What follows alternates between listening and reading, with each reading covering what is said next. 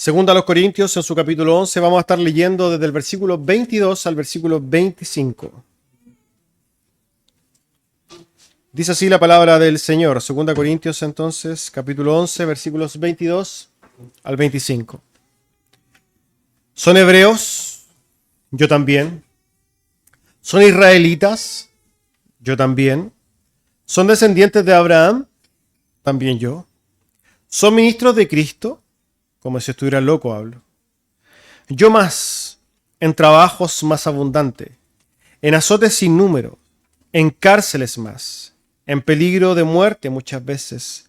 De los judíos, 5 veces he recibido 40 azotes menos uno. 3 veces he sido azotado con varas, 1 vez apedreado, 3 veces he padecido naufragio. 1 noche y 1 día he estado como náufrago en alta mar. Amén. Tome asiento, amados hermanos.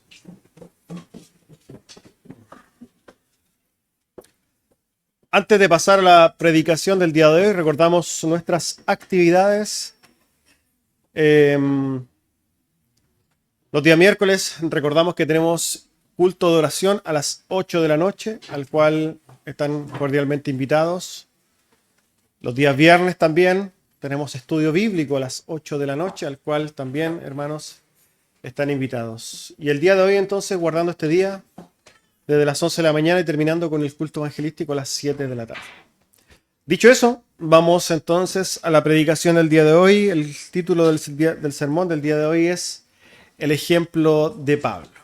Quizás es importante, ¿no?, contextualizar, porque las palabras dichas, las palabras que leímos, si son leídas, digamos, sin un contexto, suenan, podríamos decir, muy difíciles de interpretar, muy raras, ¿no? Pero a la luz del contexto podremos entender por qué el apóstol Pablo está diciendo esto. Y quizás si recordamos lo que hablamos la semana pasada, los versículos precedentes a este, nos dimos cuenta de que el apóstol Pablo había dicho que iba a entrar una especie de personaje. Él iba a ser una especie de actor, el cual iba a hablar como loco, como alguien fuera de sí. Y en esa intención, o en ese rol, en ese personaje que el apóstol Pablo iba a encarnar, él se iba a gloriar a sí mismo sin ningún tipo de miramientos, ¿no? ¿Por qué? ¿Por qué entraría en este personaje? ¿Por qué? Porque el apóstol Pablo, como siervo de Jesucristo, no es alguien que generalmente está hablando de él. Lo que él hace es apuntar a la gloria de Dios. Apuntar, de lo que hace el apóstol Pablo es señalar a los hombres, señalar a Cristo. Y decirle a los hombres, miren a Cristo. Eso es lo que hace el apóstol Pablo siempre. Pero aquí nosotros nos damos cuenta de que el apóstol Pablo está hablando de sí mismo. Él está, podríamos decir, jactándose. Pero esto lo está haciendo en un personaje. ¿Y para qué? Para ir a pelear al terreno de unos engañadores, unos falsos maestros, de los cuales ya he hablado en este capítulo 11, donde él va a bajar a su terreno para hablar y ponerse en la misma situación que ellos. ¿Por qué? Porque estos hombres que eran engañadores, se habían metido a las iglesias, ellos sí se jactaban de sí mismos. Ellos sí se gloriaban a sí mismos. Ellos sí hablaban de sus virtudes y por medio de ello engañaban. Entonces el apóstol Pablo lo que va a hacer es decir, bueno, yo me voy a rebajar a la altura de ellos y voy a pelear en el terreno de ellos. Y peleando ahí en el terreno de ellos incluso soy superior. Todo esto lo hace, ¿cierto?, por amor a los corintios. Este es el contexto en el cual el apóstol Pablo está hablando. Por eso nosotros, y ahí podemos ir al versículo 22, leemos si tiene ahora algún sentido lo que el apóstol Pablo está diciendo. ¿Son hebreos? ¿A quién se está refiriendo a ellos el apóstol Pablo? A los falsos maestros. Está preguntándole a los corintios respecto de los falsos maestros. Los falsos maestros, versículo 22, ¿son hebreos? Yo también soy hebreo, dice el apóstol. ¿Son israelitas? ¿Estos falsos maestros son israelitas? Sí. Yo también soy israelita. ¿Son descendientes de Abraham? También yo. Esto es lo que el apóstol Pablo dice entonces en este versículo 22. Ahora, con el afán entonces, como hemos dicho, de marcar una superioridad respecto de los falsos maestros en el terreno de los falsos maestros, el apóstol Pablo empieza a hablar de alguna manera de las cosas de las cuales los falsos maestros se jactaban. Y vamos a ver, hermanos, que el argumento, podríamos decir, de los falsos maestros Las razones por las cuales estos falsos maestros se jactaban, vemos que son absurdas. ¿Por qué? ¿Cuáles son los argumentos que obviamente vemos que los falsos apóstoles ponían para poder ponerse por encima de los corintios? Básicamente su sangre. Son hebreos, son israelitas, son descendientes de Abraham. Aquí hay que entender el contexto. Hay que entender el contexto del primer siglo. La iglesia de los corintios era una iglesia gentil. ¿Qué significa que es una iglesia gentil? Que es una iglesia de personas no judías. ¿Ya? Ahora, cuando se les predica el evangelio y la iglesia abraza el evangelio, ellos estaban en pleno conocimiento de que Jesús era judío. Entonces, ¿qué es lo que sucedía? Ellos, como veían que la fe venía, ¿no?, de los judíos, tenían este pensamiento de que todos los que venían de ese pueblo tenían algo especial. ¿Les suena parecido eso el día de hoy? Bueno, el día de hoy día pasa exactamente lo mismo. Las iglesias evangélicas ven a alguien que es israelí y básicamente, a pesar de que sea el peor de los inconversos, lo tratan como si fuera un ángel. Esto es algo que, hermanos, está totalmente equivocado, errado en su máxima expresión. Lamentablemente nosotros vemos extremos donde en las iglesias hay bandera de la Iglesia Evangélica de Chile y una iglesia de Israel. Eso, hermanos, no tiene ningún sentido a la luz de la Escritura. De hecho, lo que hacían los falsos maestros, justamente para ir a aprovecharse de los gentiles, era decirles: miren, yo vengo acá, pero ojo, porque yo soy judío. Yo soy hebreo. Yo soy descendiente de Abraham. Y por lo demás, soy israelita. Con el término israelita hay algo particularmente especial. Y es que generalmente la gente decía soy hebreo, quizás para no decir soy judío. El judío siempre ha caído mal. Soy descendiente de Abraham y nosotros podemos entender que hace referencia también a este pueblo, ¿no?, escogido por Dios. Pero la palabra israelita tiene otro significado, podríamos decir. ¿Por qué? Porque el israelita, o alguien poder llamarse israelita, apuntaba al hecho de que era un judío, pero realmente religioso. Por eso, cuando el Señor Jesucristo se encuentra con Natanael, dice: he aquí un verdadero israelita, en quien no hay engaño. Esta concepción del israelita, el verdadero israelita, era alguien que era religioso. En otras palabras, estos hombres, los falsos maestros, se acercaban y decían: bueno, por un lado, yo soy judío, tengo la sangre, soy superior a ustedes, podríamos decir, tengo autoridad sobre la iglesia. ¿Por qué? Por mi sangre. Eso es algo aberrante, amados hermanos. Aberrante. Lamentablemente eso también lo encontramos hoy día en la iglesia, donde yo, no sé, soy cuarta generación de pastor y básicamente por eso tengo una unción especial. Esas cosas no existen. De hecho, no existe, lamentablemente nosotros vivimos en un contexto donde los hijos de los pastores son pastores y eso está mal si es que ese hijo no ha sido llamado al pastorado. Lamentablemente hay un montón de gente pastoreando que no ha sido llamada, ¿pero por qué? Porque era el hijo del pastor. Todas esas cosas de la descendencia no tienen cabida en la iglesia de Cristo. Nada tiene que ver, amados hermanos, la sangre y nuestra, podríamos decir, ascendencia, porque los que están arriba son nuestros. Nosotros somos descendientes de ellos, nuestra ascendencia. Nada tiene que ver, digamos, a la hora de ocupar un lugar en la iglesia.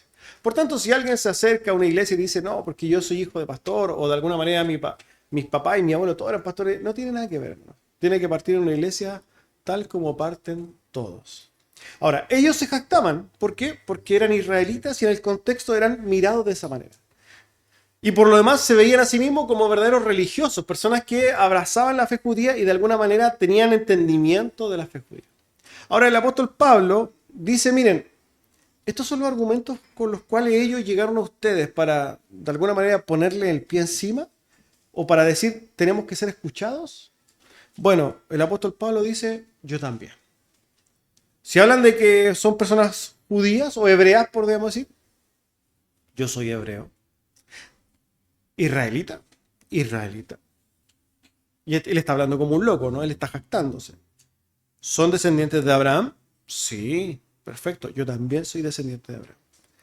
En palabras simples, ustedes, corintios, no tienen por qué darle mayor importancia a estos falsos maestros por su sangre.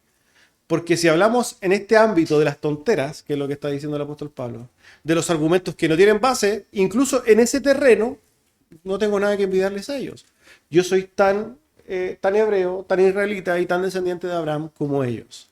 Entonces, lo primero que hace el apóstol Pablo es sentar la base de la esencia, ¿no? O la base del origen, ¿no? Del origen de donde yo vengo, para decir, venimos del mismo lado. No, en este sentido somos iguales.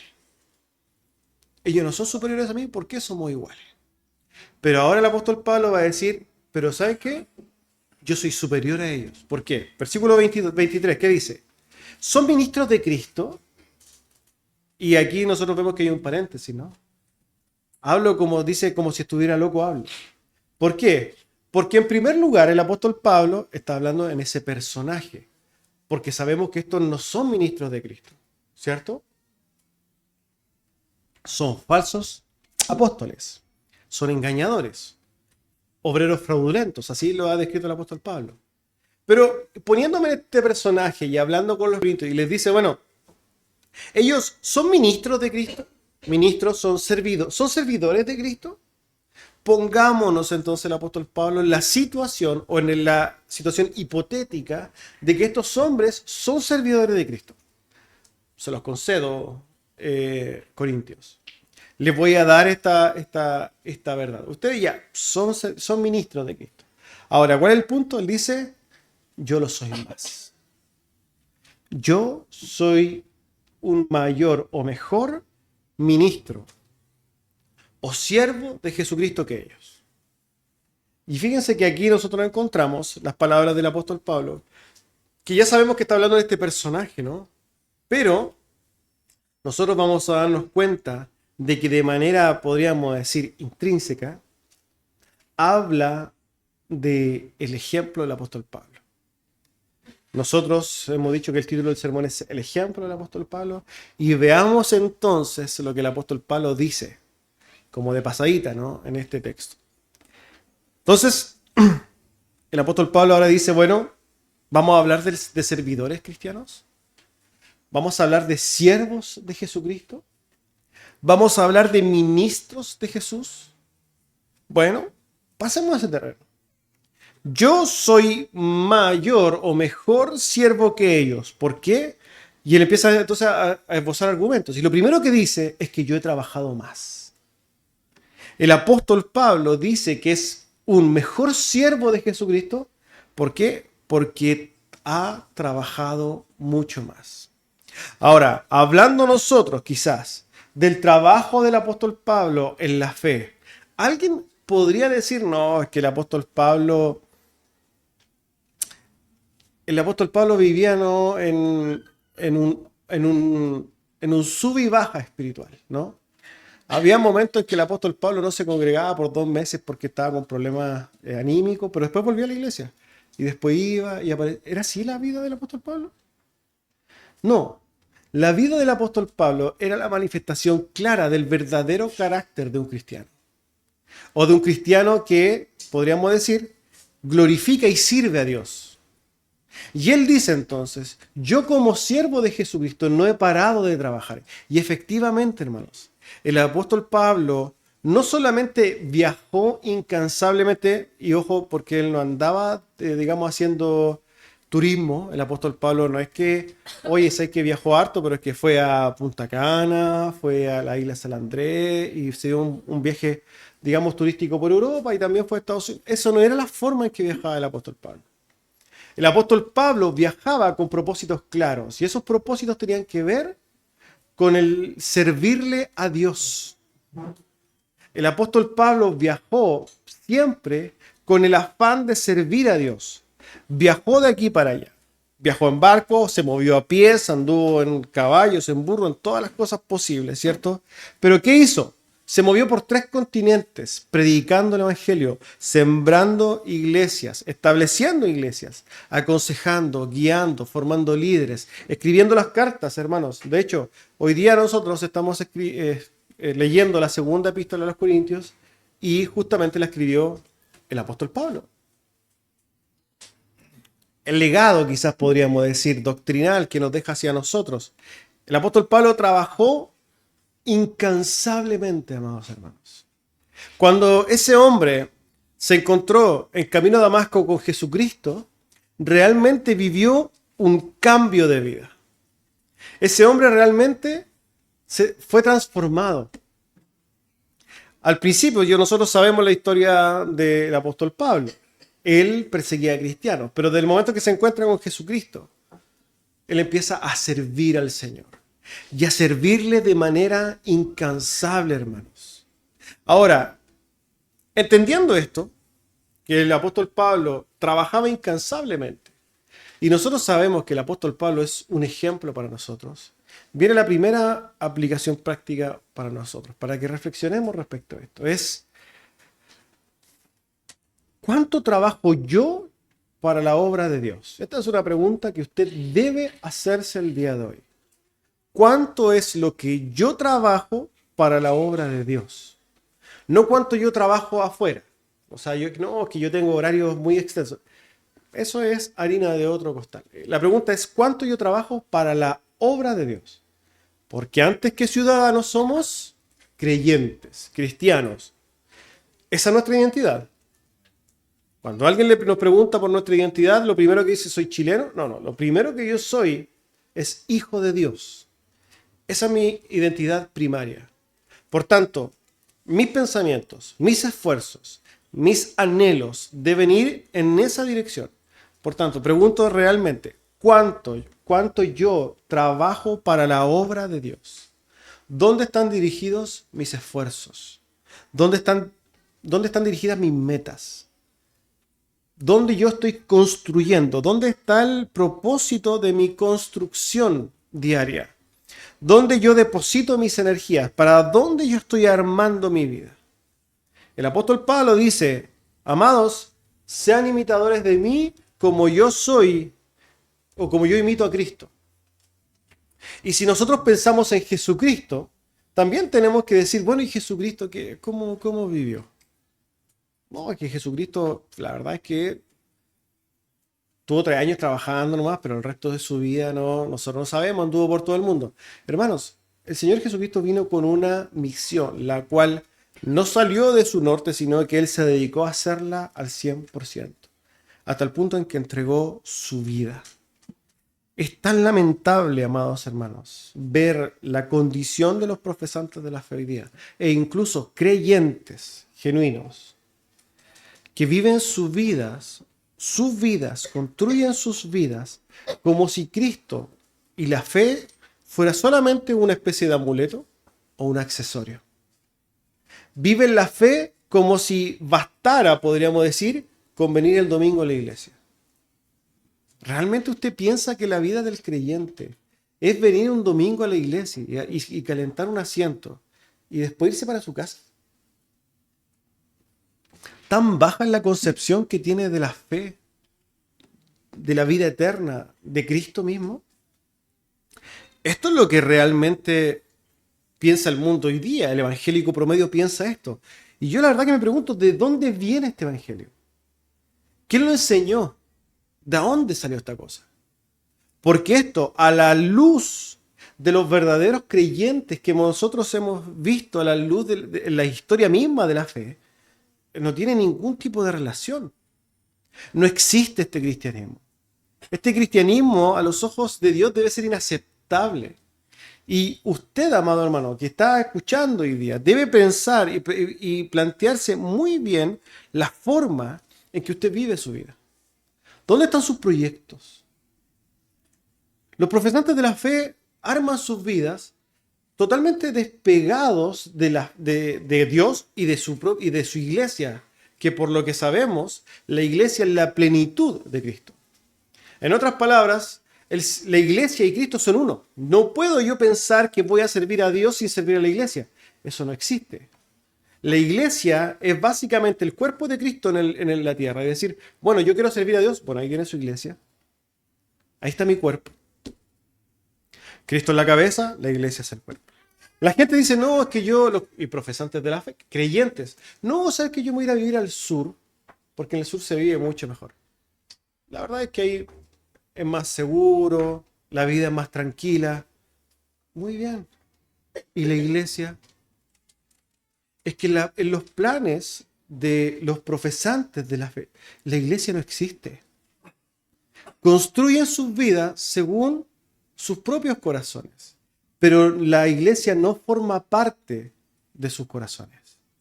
Y eso, hermanos, habla pésimamente mal del entendimiento que usted tiene de la fe y del evangelio. Porque no existe cristiano de verdad entendido que viva una vida despegado de la iglesia. Ese cristianismo no existe, ese se lo inventó usted, pero no es el que nosotros vemos en las Escrituras. Y déjeme decirle, y quizás puedo ser pesado con esto, es que usted, si piensa de esa manera, usted piensa que usted puede vivir su vida y no tiene por qué tener relación con la iglesia, déjeme decirle que usted no tiene idea de lo que es la fe. Puede entender teología agustina, puede entender y saberse de memoria los cánones de Dort, puede saber y tener un magíster en las confesiones históricas, pero usted no tiene lo más básico de la fe, que es vivir para la gloria de Dios. No entiende. La iglesia es central, amados hermanos, y todos son llamados a servir a la iglesia. No, es que el servicio de la iglesia es para el pastor nomás y para el diácono y para... No. Eso también se lo inventó usted. Usted viene un día miércoles a la oración y va a encontrar a su pastor y su diácono aquí. Es que yo trabajo. Bueno, yo también trabajo. El diácono también trabaja. Las familias de los oficiales también tienen casa. Y también hacen aseo. Y todos nos cansamos. Pero los oficiales de la iglesia nunca fallan. Están miércoles, viernes y domingo. Miércoles, viernes y domingo. Miércoles, viernes y domingo sirviendo a la iglesia. Y la pregunta de esto es, ¿quién le dijo, y particularmente le digo a los miembros de la iglesia, o a los que quieren ser miembros, quién les dijo, o dónde se imaginaron, ¿cierto?, de que el servicio es exclusivo para los oficiales? ¿Que esto es optativo? ¿Que yo me reúno con la iglesia cuando a mí se me da la gana? ¿O cuando de alguna manera no invento ninguna excusa? Hermanos, el servicio cristiano es para todo aquel hombre o mujer creyente que hace un pacto con Dios o que entra en pacto con Dios. Todos los que deciden y dicen en algún momento y cantaron, aquí está mi vida, Señor, aquí está mi mano y te la entrego, les dura hasta que el día de oración, no sé, tiene un pequeño dolor de estómago. Hermanos, así no es la fe. El verdadero servicio se relaciona directamente con el trabajo que yo hago en la iglesia. Y todos son llamados a servir. Se lo dejo muy claro, hermano. Si usted es miembro, si usted quiere ser miembro, póngase las pilas. Esfuércese. Que yo creo que el cristianismo tiene que ser más simple. No, hermanos. El cristianismo es de trabajo. Y el apóstol Pablo dice, ¿quieres ser un verdadero siervo de Jesucristo? ¿Cuál es el argumento del apóstol Pablo? Yo soy mejor siervo, mejor ministro. ¿Por qué? Porque trabajo más. El apóstol entregó toda su vida, cosa que nosotros estamos muy lejos de hacer. Pero hermanos, no es porque solamente sea apóstol, es para toda la iglesia. Y es el mismo apóstol Pablo que escribe en Romanos 12 un texto maravilloso que sirve, ¿cierto?, para dejarnos claro que esto es para todos. Romanos 12, desde el versículo 1 adelante, escuche bien. Así que, hermanos, os ruego por las misericordias de Dios que presentéis vuestros cuerpos en sacrificio vivo, santo, agradable a Dios, que es vuestro culto racional. No os conforméis a este siglo, sino transformaos por medio de la renovación de vuestro entendimiento, para que comprobéis cuál sea la buena voluntad de Dios agradable y perfecta. Aquí está hablando entonces un llamado a los creyentes para que por favor no se dejen llevar por el mundo y entiendan cuál es la voluntad de Dios. Versículo 3. Digo pues, por la gracia que me es dada, a cada cual que está entre vosotros. ¿A quién le está hablando? ¿A los oficiales? ¿O a cada cual de los que está entre vosotros? ¿Le está hablando a todos o le está hablando a los oficiales? A todos. A todos y cada uno. No tengan más alto concepto de sí que el que deben tener, sino que piense con cordura, de sí con cordura, conforme a la medida de la fe que repartió cada uno. Porque de la manera que en un cuerpo tenemos muchos miembros, pero no todos los miembros tienen la misma función, así nosotros, siendo muchos, somos un cuerpo, pero no todos los miembros tienen la misma función. Así nosotros, siendo muchos, somos un cuerpo en Cristo, y todos miembros los unos de los otros. De manera que, teniendo diferentes dones según la gracia que nos es dada, si el de profecía, úsese conforme a la medida de la fe, o si de servicio, en servir, o el que enseña en la enseñanza, el que exhorta en la exhortación, el que reparte con liberalidad, el que preside con solicitud, el que hace misericordia con alegría, el amor sea sin fingimiento, aborrecer lo malo, seguir lo bueno. Amaos los unos a los otros con amor fraternal. En cuanto a la honra, prefiriéndolos los unos a los otros. En lo que requiere diligencia, no perezosos, fervientes en espíritu, sirviendo al Señor, gozosos en la esperanza, sufridos en la tribulación, constantes en la oración, compartiendo para la necesidad de los santos, practicando la hospitalidad, bendecid a los que os persiguen, bendecid a los que y no maldigáis, gozaos con los que se gozan, llorad con los que lloran, unánimes entre vosotros, no altivos, sino asociándoos con los humildes, no sabios en vuestra propia opinión. Mi pregunta es, estas palabras de Romanos 12, entonces, ¿para qué son dadas? Para cada uno de los que estamos acá. Cada uno de los que estamos aquí. Y el llamado es a servir a cada uno de los que estamos acá. Si usted viene, ¿cierto? Y piensa que la iglesia es venir a un lugar donde se reúne la iglesia y esperar que la iglesia lo trate bien porque usted es especial, que básicamente le digan palabras lindas porque a usted no le gusta que lo contradigan, que lo abracen, ¿cierto? Y que básicamente todo funcione en pos de usted, es que déjeme decirle que eso no es la fe. Eso que usted piensa que se hace aquí está equivocado. Aquí, hermanos, en la iglesia se reúne la iglesia de Cristo. Hermanos, hombres y mujeres que quieren entregar sus vidas a Dios. ¿Por qué? Porque entienden que Cristo ya dio su vida por ellos. Hombres y mujeres que entienden que deben vivir para la gloria de Dios, para honrar a aquel que murió en la cruz. Hombres y mujeres que han dispuesto su vida, ¿para qué? Para entregarse en servicio y servir a aquel a quien proclaman como Dios. Hombres y mujeres que están dispuestos entonces a morir a sí mismos y esforzarse, ¿para qué? Para servir a ese Señor. ¿Cómo usted se puede dar permiso a sí mismo y no avergonzarse de la fe que lleva? ¿Acaso no es indignante esto, hermanos? ¿No indigna la forma en que algunos de nosotros podemos llevar la fe? Miren, yo realmente, si es que usted en este momento se siente como avergonzado o expuesto, créanme que yo estoy predicando generalmente. Esto es algo que el Espíritu de Dios va a poner en cada uno. Pero si usted se siente mal por esto, gloria a Dios. Gloria a Dios que puede ser amonestado. Porque ¿saben qué, hermanos? Por lo demás hay un montón de gente que viene a las iglesias y usted le está diciendo esto y no les interesa. No les importa en lo más mínimo, porque la verdad es que lo que Dios diga no le importa. Pero a mí, hermanos, sí me importa lo que diga el Señor. Y yo espero que a cada uno de ustedes sí le importa y que si hoy día usted está avergonzado delante de Dios por la forma en que usted lleva la fe, se arrepienta en su corazón y dígale al Señor, me voy a esforzar. Voy a dar más. Voy a esforzarme en la fe. Fíjense que el apóstol Pablo no solamente dice yo soy un mejor siervo, ¿por qué? Porque he trabajado más, sino que fíjense lo que sigue diciendo. Yo soy mejor siervo porque he padecido más. Padecer. Sufrir. Sufrir un cristiano con Dios. Como que estos conceptos como que no deberían ir de la mano, ¿no? Hay personas que no pueden relacionar, ¿no? el tema de estar con Dios y sufrir. De hecho, ¿cuántas personas nosotros escuchamos de decir, yo quiero ir a la iglesia porque me está yendo mal? Yo quiero ir a la iglesia porque no me resultan las cosas. Entonces, ¿qué quiero hacer? Quiero ir a la iglesia porque asumen o creen que si van a ir a la iglesia se le van a empezar a solucionar los problemas, como si Dios fuera un amuleto, como si eso le fuera a arreglar la suerte. Porque no pueden pensar, no pueden dimensionar el hecho de que en Dios se pueda padecer.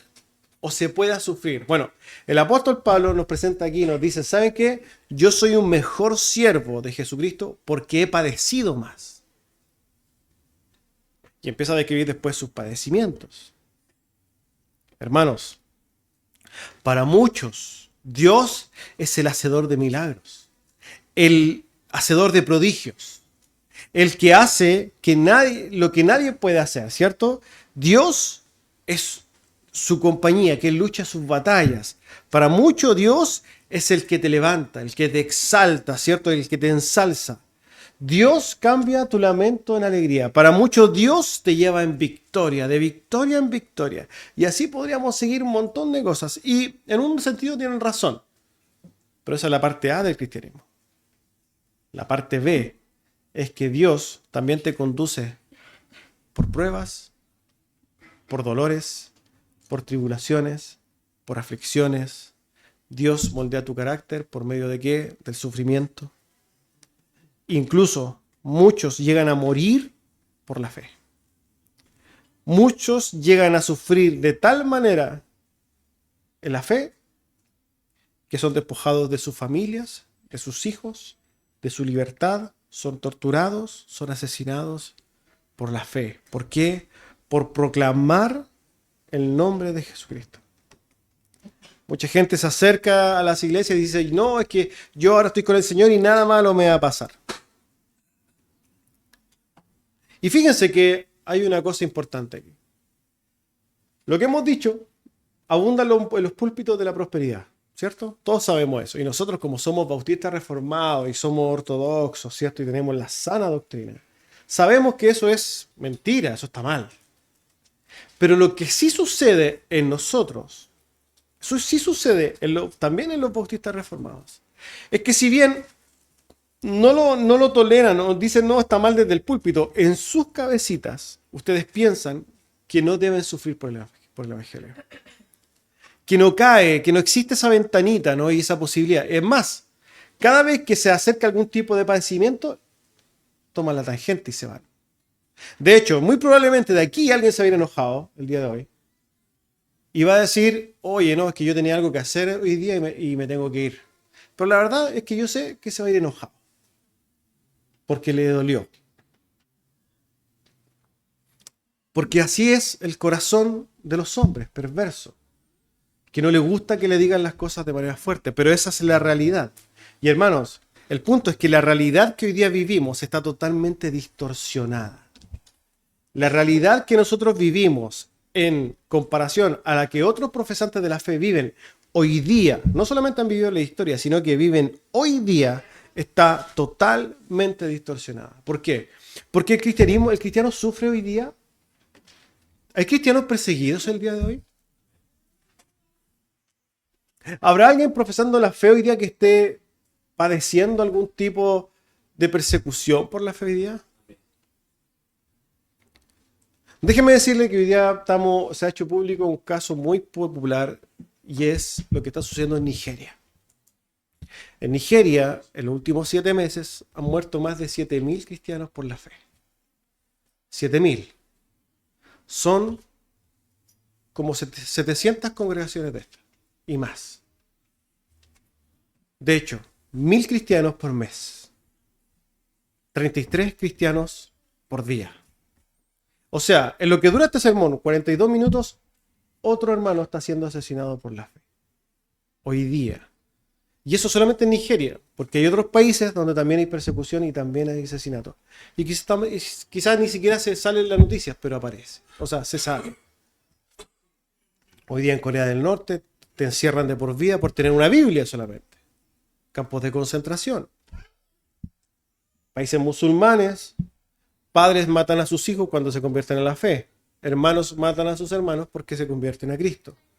Esa es la realidad que el cristianismo hoy día vive. Pero la verdad es que ¿qué pasa con nuestro contexto? ¿Qué pasa con nosotros, los del lado occidental, los del lado que podemos decir civilizado, ¿no? De la fe? Nosotros le tenemos un pavor al sufrimiento, hermanos. De hecho, sucede mucho que nos cuesta levantarnos en la mañana, hermano. Mientras hoy día hay hombres, hermanos y mujeres que están siendo decapitados por la fe, hoy día, hay hermanos que dicen, se me acabó el calefón, no me quiero bañar con agua helada, así que hoy día no me levanto. Esa es la forma, hermanos, en que hoy día se vive la fe en este lado. Y dígame usted, ¿acaso no es indignante eso? ¿No le indigna la forma en que nosotros vivimos el Evangelio? ¿No le indigna la forma en que usted vive el Evangelio? Porque esa es la realidad que existe hoy en muchos profesantes de la fe. Viven el Evangelio como si efectivamente, no, es que el día domingo voy un rato a la iglesia y me olvido, hermanos. Lamentablemente eso no es ser cristiano. El que realmente abraza la fe tiene un cambio de vida, un cambio de anhelos, un cambio de mente. Yo ahora empiezo a ver las cosas con otro cristal, empiezo a ver la realidad desde otro lugar. Yo ahora miro mi vida mirando al cielo, no mirando las cosas terrenales. Miro al cielo y obviamente puedo proyectar esa iglesia en el cielo. Puedo mirar las cosas eternas. Y hermanos, aquí nos reunimos para meditar en las cosas eternas. La iglesia, hermanos, el lugar donde están mis hermanos, con los cuales voy a estar en la eternidad, ese es el pedazo de cielo que nosotros tenemos en este mundo.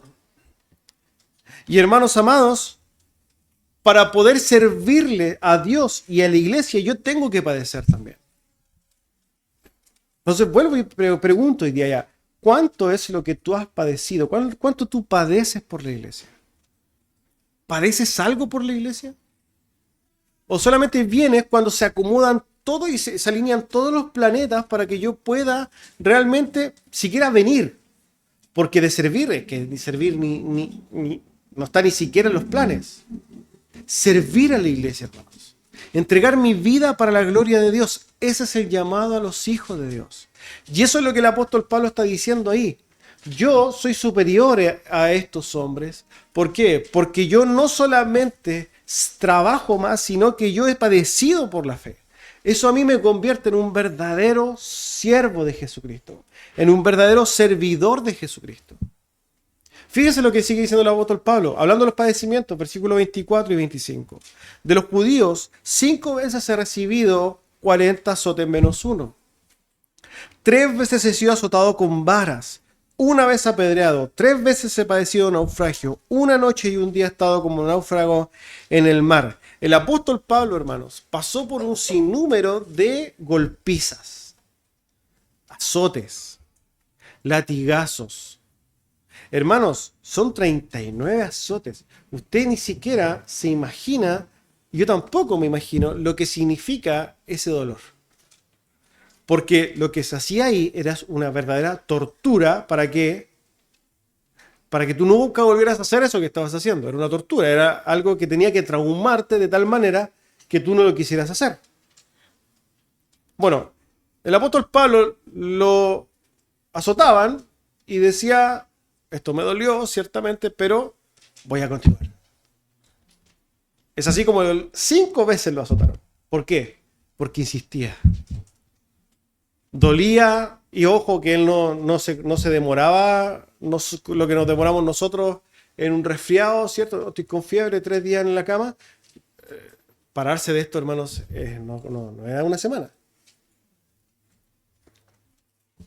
Pero ahí seguía el apóstol Pablo y se levantaba. Y decía entonces, tal como los demás apóstoles, qué alegría el poder ser digno de sufrir por la obra de Dios. Para los verdaderos creyentes, sufrir por la obra del Evangelio es un honor. Para el carnal, para el inconverso, el sufrimiento es algo inaceptable. ¿Cómo yo voy a ir a la iglesia para sufrir? No. Yo tengo que ir a la iglesia para que me hablen, para que me traten bien, para que pongan sedas para mí. Tenemos que entender, hermanos, la fe a la luz del testimonio de mis hermanos en el primer siglo, en la historia como lo vemos y particularmente aquí como lo vemos en las Escrituras. El apóstol Pablo establece claramente que el verdadero siervo de Dios es aquel entonces que está dispuesto también a padecer. Él dice que fue azotado con con vara, hermano. Eso es tremendamente doloroso. Parte los músculos en dos, esa cosa es dolorosísima. Ya sabemos que el apóstol Pablo también ha sido golpeado de maneras horribles. Y él hace referencia a que un momento llegan y lo apedrearon. Y nosotros sabemos esa historia. El apóstol Pablo estaba predicando en Listra. ¿Qué sucede? Empieza ahora por un hombre. Este hombre sana. Los de Listra, que era un lugar gentil y tremendamente idólatra, dijeron, mira, Júpiter, Apolos. Y él entonces, con su compañero Bernabé, si es que no me equivoco, rasga vestiduras y dice, no, por favor, nosotros no somos ni dioses ni mucho menos. Dice, somos humanos, pero proclamamos al Dios vivo. Y estos hombres se enojaron. Po. ¿Y qué hicieron? Lo llevaron fuera de la ciudad y lo apedrearon. Lo apedrearon por la fe, hermano. O sea, piedras. Por la fe.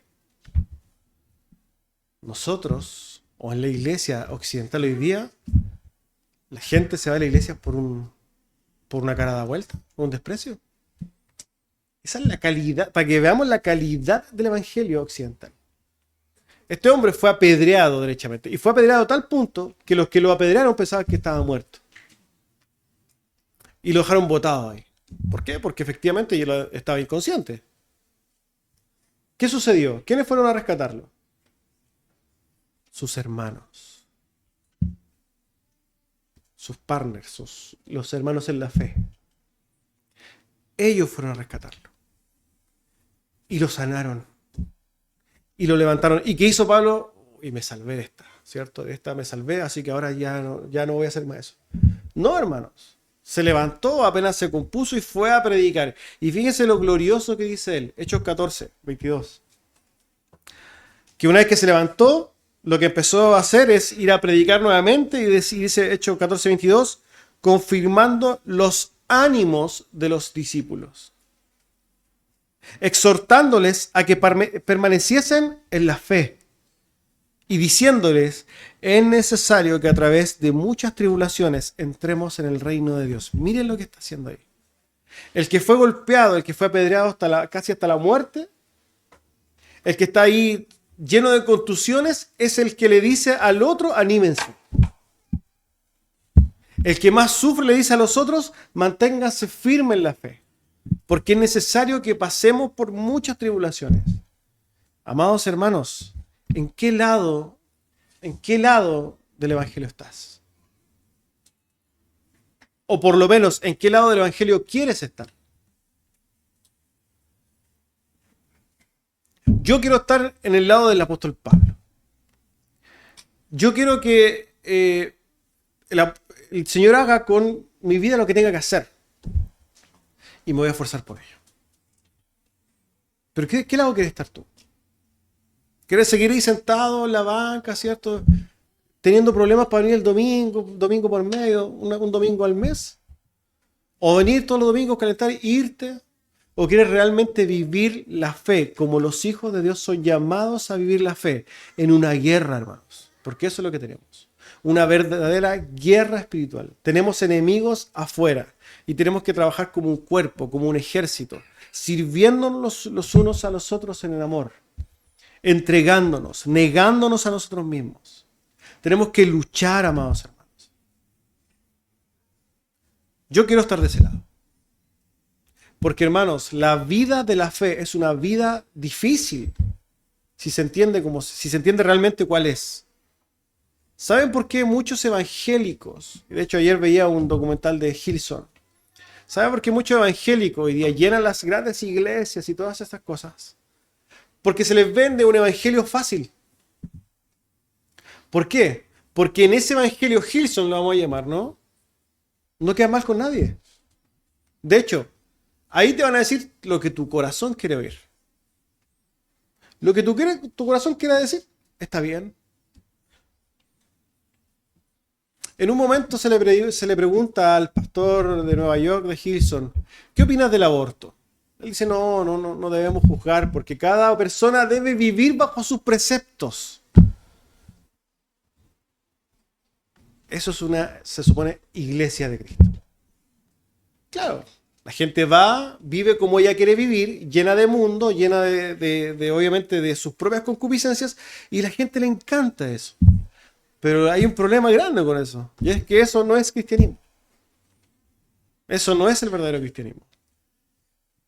El verdadero cristianismo se trata de someter nuestra voluntad en obediencia a Dios, porque Dios sabe que es mejor para nosotros. Dios nos guía por sendas que para nosotros van a ser de bendición, aunque duela. Nosotros vamos a ver el fruto de eso, hermanos. Y para eso tenemos que negarnos a nosotros mismos. Quiero concluir, hermanos, con el texto de Hebreos 12, que es muy también relacionado a esto. Versículo 1 y 2. Por tanto, nosotros también, teniendo en derredor nuestro tan grande nube de testigos, despojémonos de todo peso y del pecado que nos asedia y corramos con paciencia la carrera que tenemos por delante, puestos los ojos en Jesús, el autor y consumador de la fe, el cual por el gozo puesto delante de él sufrió la cruz, menospreciando el oprobio, y se sentó a la diestra del trono de Dios. Amén. Oremos al Señor.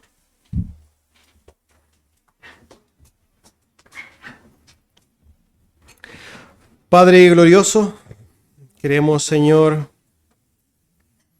darle gracias por su palabra, pero por sobre todo también, Señor, queremos pedirle que usted obre en nuestros corazones. Queremos, Señor, vivir para su gloria. Queremos tener la fortaleza para someter nuestra carne. Queremos, Señor, tener la entereza para poder soportar el oprobio, para mantenernos firmes en la tribulación, para mantener nuestras mentes centradas en las Escrituras, a pesar de las múltiples tentaciones. Nos disponemos, Señor, para que usted obre en nuestros caracteres, para que estos sean formados al carácter de Cristo. Ayúdenos, Señor, a negarnos cada día, a ponerle rienda a este necio corazón y poder, Señor, entregarnos en servicio a usted. Queremos transformarnos cada día en mejores servidores para su gloria. Reconocemos que usted es nuestro Dios, nuestro Señor, y nos declaramos esclavos por amor delante de usted. Úsenos, Señor, para glorificarse. Se lo pedimos en el nombre de su Hijo amado Jesús. Amén.